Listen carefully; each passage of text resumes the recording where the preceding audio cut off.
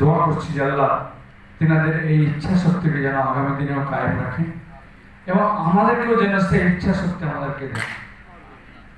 যে সমস্ত ভলেন্টিয়ার ছিলেন তিনারা কিন্তু আর্থিকভাবে কেউ কম না, বেশিরভাগ স্বেচ্ছাসেবক বা ভলেন্টিয়ার তিনারা ব্যবসায়ী, কেউ চাকরিজীবী, কেউ আবার সরকারি চাকরি থেকে রিটায়ার হয়ে তিনারা এই স্বেচ্ছাসেবক হিসাবে এসেছেন। কেন? তিনারা হাজি ভাইদের খেদমত করার জন্য।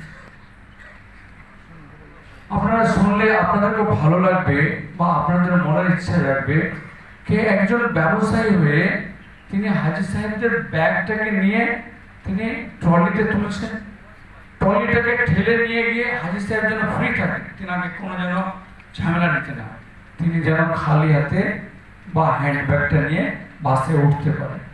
ট্রলিটা ঠেলে তিনার যে লাগেজ, যে ব্যাগ, সেটা আরেকটা গাড়িতে তুলে দিচ্ছে। তো সেই সমস্ত ভলেন্টিয়ার্সকে দেখে আমিও খুব উৎসাহিত হয়েছি, আমার খুব ভালো লেগেছে ওনাদের দেখে।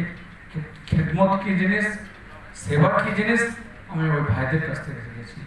আল্লাহ ওনাদের সেই শক্তি আরও আগামী দিনে সেই উৎসাহিত হোক, যেন ওনাদেরকে দেখে আরও অনেকে অনুপ্রাণিত হোক, যেন ওখান থেকে আমরা কিছু শিখতে পারি বা করতে পারি, তাহলে আমরাও নাকি হকদার হব।